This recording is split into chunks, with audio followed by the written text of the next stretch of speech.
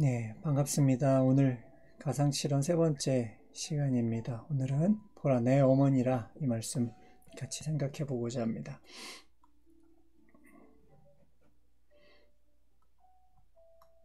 예수님의 그 가상실현 중에 예수님의 첫 번째 말씀은 저들을 사하여 주옵소서라는 말씀이었습니다. 그러니까 예수님의 모든 관심은 예수님의 첫 번째 되는 관심은 죄인들의 회복에 있었습니다.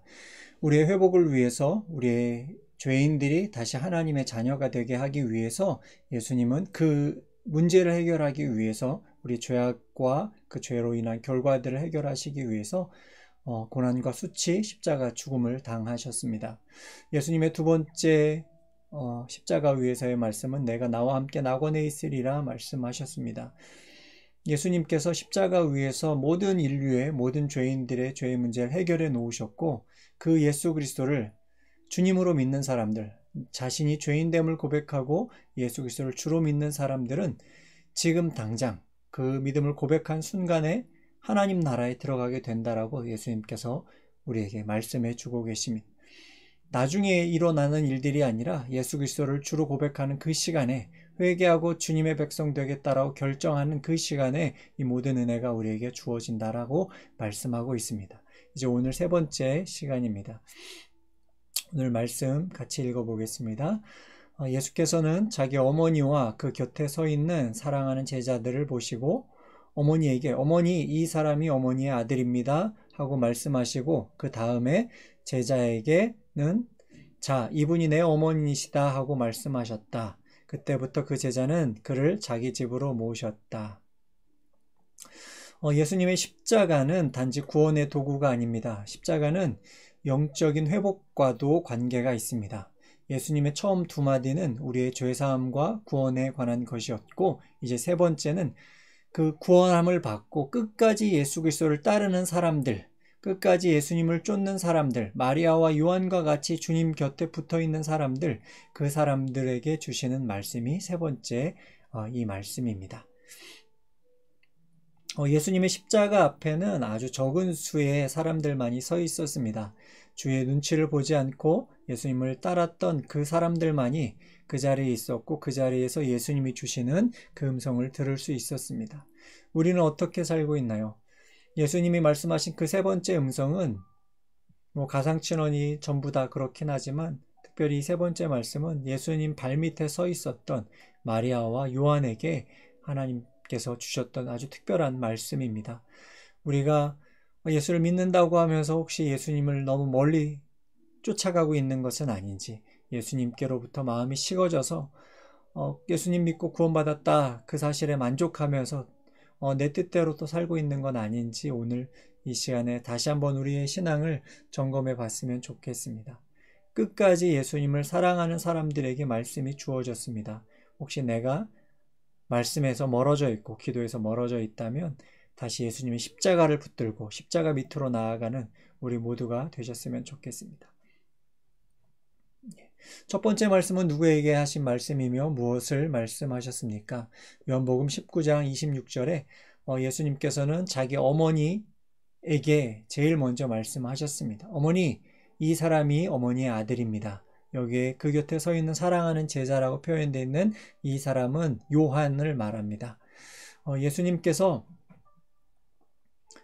그의 사랑하는 어머니에게 그를 낳아주고 그를 길러주었던 어머니에게 그 어머니를 마지막 돌보는 귀한 모습을 보여주고 있습니다.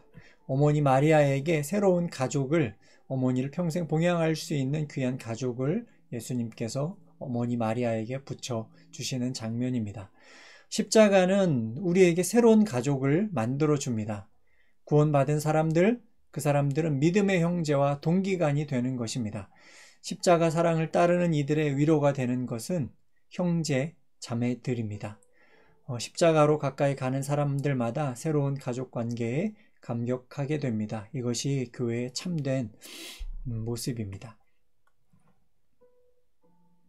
요한은 예수님이 잡히시던 밤 다른 제자들처럼 도망했습니다. 그러나 그는 용기를 내어 다시 예수님의 십자가 앞에 서 있습니다. 예수님이 십자가에 못 박히실 때 모든 제자들은 다 도망갔습니다.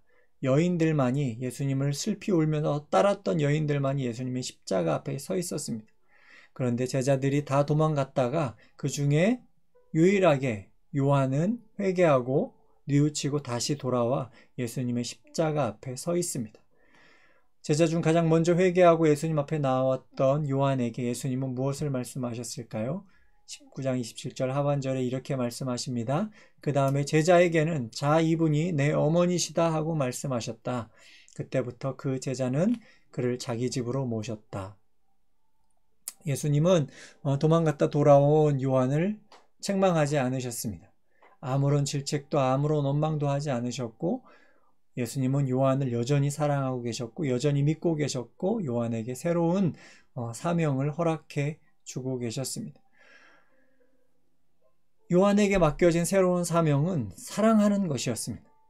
그에게 새롭게 주어진 사명은 예수님의 어머니 마리아가 죽는 날까지 그 마리아를 봉양하는 것, 그 마리아를 최선을 다해서 사랑하는 것, 그것이 요한에게 주어진 사명이었습니다. 요한은 베드로가 예루살렘 교회에서 명성이 높아져 가는 것을 보고 또 다른 사도들이 최선을 다해서 자신의 사역들을 보고 또 많은 집사들이 일어나서 귀한 복음의 사역들을 감당하는 것을 보고 그러면서 그는 사실은 사도행전에 보면 성전 미문에서 안전뱅이를 일으키는 장면을 제외해 놓고는 요한이 등장하지 않습니다. 왜 그럴까요? 요한은 예수님이 명하신 대로 예수님의 어머니 마리아를 자신의 집으로 모시고 그곳에서 어머니 마리아를 봉양하고 있었기 때문입니다. 잘 나가는 사도들을 보면서 많이 속상했을 겁니다. 그런데 예수님이 요한에게 부탁하셨던 것은 사랑이었습니다. 나중에 마리아가 죽고 나서 아마도 그 이후에 요한은 다시 사역하게 된 것 같습니다. 그리고 그때 요한이 작성했던 요한이 성령의 감동하심으로 썼던 요한 1, 2, 3서에 보면 그 안에는 사랑이 가득합니다. 예수님을 따르는 사람들의 궁극은 사랑이라는 것을 요한은 마리아를 섬기면서 아마도 깨닫았던 것 같습니다. 예수님은 예수를 믿고 예수 안에 속한 우리에게 예수님의 몸인 교회를 선물로 주셨습니다. 이것은 받고 안 받고의 문제가 아니라 우리가 예수 그리스도를 믿을 때 우리에게 정해진 것이고 우리가 속하게 된 것입니다. 우리는 예수님의 몸에 기꺼이 속하는 우리들이 되어야 합니다. 예수님의 몸에 속한 지체들을 요한처럼 끝까지 책임지고 돌보는 우리여야 합니다. 교회 안에 예수님이 있고 교회가 서로를 사랑할 때 세상은 우리를 주님의 제자라고 불러줄 것입니다. 예수님의 십자가로 가까이 가는 사람들을 위해서 하나님은 교회를 허락하셨습니다. 예수를 믿고 고난 가운데 살아가는 사람들이 위로를 받는 곳, 새 힘을 얻는 것은 교회입니다. 십자가는 실패한 사람들이 고침받는 곳입니다. 주님을 떠나갔다가도 주님이 떠올라 달려온 자들을 따뜻하게 언제든지 맞아주는 곳, 새로운 사명을 주는 곳, 그곳이 교회이고 그곳이 십자가 밑인 줄로 믿습니다.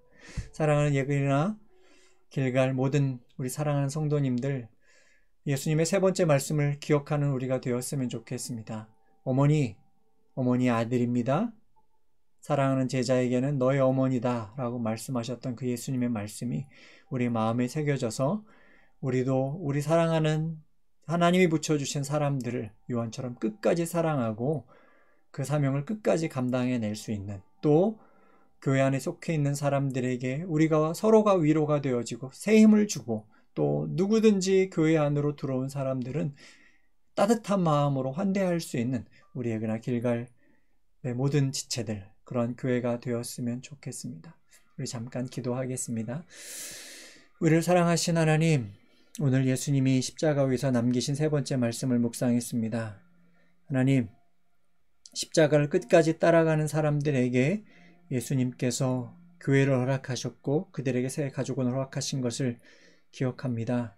우리에게 하나님께서 예그레나 길갈 교회를 주셨습니다. 우리가 서로를 책임져야 하는 사람이라고 주님 말씀하십니다. 우리가 요한처럼 끝까지 주님이 허락하신 사람들을 붙들고 끝까지 사랑하고 섬기고 돌볼 수 있는 우리들 되어지게 하여 주십시오. 그동안 그렇게 살지 못했던 허비하였던 날들이 너무나도 많았습니다. 주님 용서하여 주십시오. 이제는 우리가 주님의 말씀을 들었으니 주님의 말씀대로 순종하고 주님의 사랑의 빛을 드러내는 귀한 삶을 살아갈 수 있게 주님 은혜를 더하여 주옵소서. 오늘 밤도 예수님의 사랑이 우리 모든 가족들 가운데 넘치게 채워주시고 인도하여 주시길 원합니다. 감사합니다. 예수님 이름으로 기도합니다. 아멘. 예, 편안한 밤 되시고요. 내일 또 네 번째 말씀으로 여러분들과 함께 교제하겠습니다. 고맙습니다.